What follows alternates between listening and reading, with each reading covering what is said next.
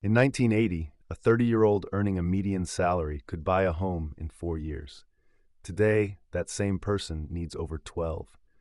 The rulebook your parents handed you was written for an economy that no longer exists. Every piece of advice they gave you, save in a bank account, get a stable job, buy a house as soon as possible, was calibrated for a world that quietly collapsed before you even entered the workforce. What I'm about to show you is why and what actually works instead. You did everything right. You studied, you graduated, you got the job. And yet at the end of every month, there is almost nothing left. You're not broke because you're irresponsible. You're broke because the cost of the three things that determine financial stability, housing, education, and healthcare, has risen between 200 and 400% since 1980, while wages have grown by just 18% in real terms. Your parents weren't better with money. They just lived in a different economic era, and nobody told you the rules changed. The worst part is the guilt. You sit across from your parents and they say, "We raised 3 kids on one income and still saved." And you smile and nod, because how do you explain that their first home cost 2 times their annual salary, while yours costs 9? The quick win you can use right now is this. Stop comparing your financial outcomes to theirs and start comparing your economic conditions.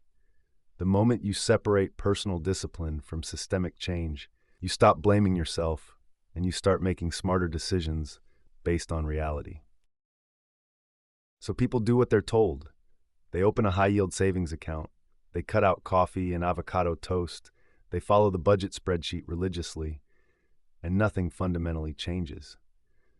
Because the conventional solution to a structural problem is to optimize your behavior inside a broken system.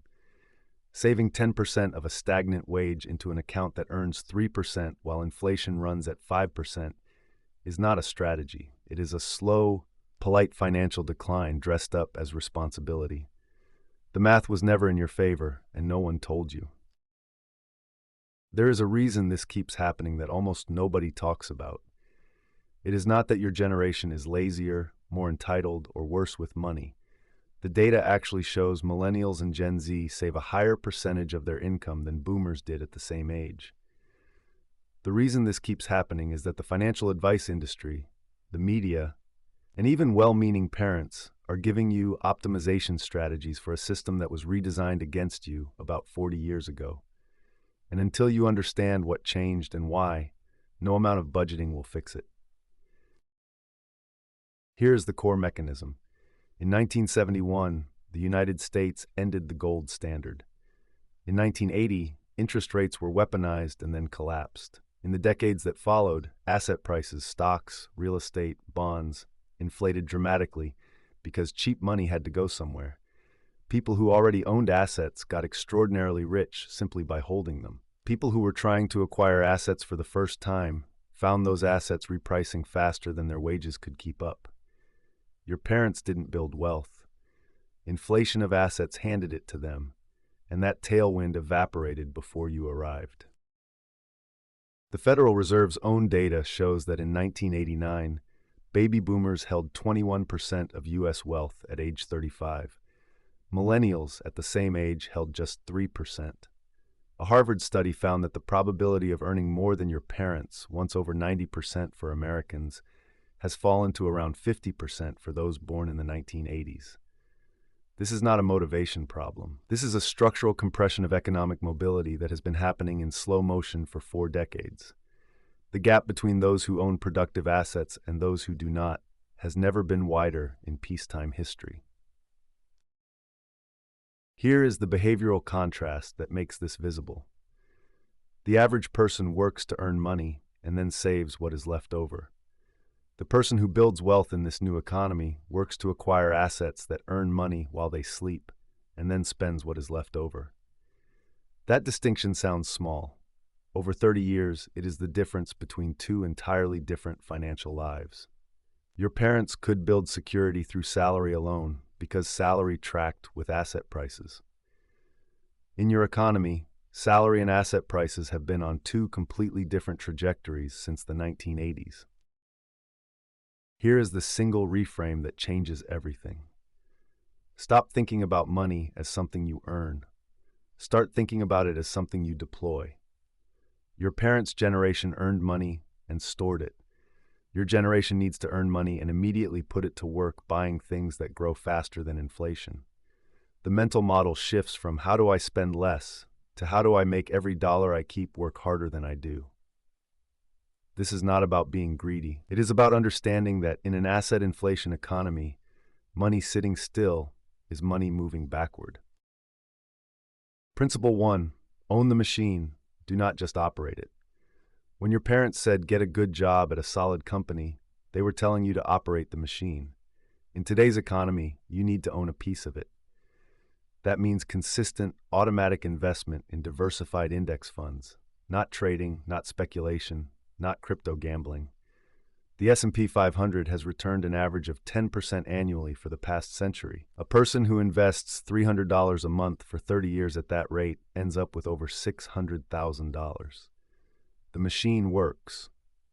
You just need to own a share of it. Principle 2. In a gig economy, your income needs multiple load-bearing walls. Your parents' generation could afford to depend on one employer for 40 years because pensions were guaranteed and layoffs were rare. Today, the average person changes jobs 12 times in their career, and over 40% of the workforce has some form of freelance income. One job is one fragile wall. You need at least 2 income streams. Ideally, one from employment and one that you control directly, whether that is a side business, digital products, consulting, or rental income. The goal is not to be rich. The goal is to be unreachable by any single event. Principle 3. Your biggest financial decisions are not about spending. They are about where you live and what you do with housing costs. This is the one your parents got most wrong when they pass it to you. Buy a house as soon as you can was great advice when houses cost 4 times your salary. When they cost 10 times your salary in an unstable job market, it can trap you in debt and geography. The question is not whether to own property. The question is whether buying now accelerates or decelerates your wealth building. Sometimes renting while aggressively investing the difference produces better outcomes. Run the math, not the emotion. Here is where most people stumble when they hear all of this. They go from zero to overwhelming complexity overnight.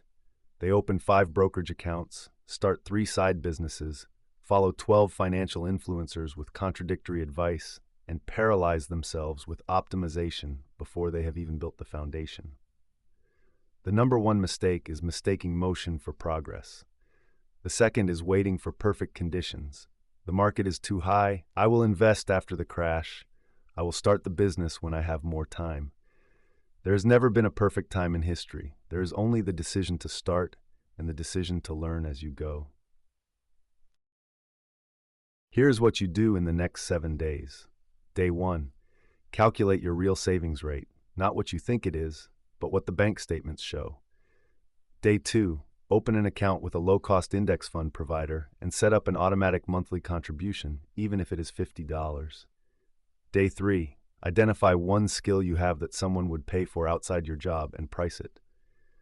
Day 4 through 7. Do not consume more financial content. Implement what you already know. The gap between knowing and doing is where wealth is lost. Start with 1%. Start with $50. Start today. The compounding does not care how small you begin. Here's the question I want you to sit with. If you could go back and give your parents one piece of financial advice that they did not give you, something that would have changed what they passed down, what would it be? Because the answer you land on tells you exactly what you already know needs to change. And more importantly, it tells you what you are going to do differently for whoever comes after you. The financial conditions of every generation are inherited, but the financial decisions of every generation are chosen. Which one are you going to be defined by?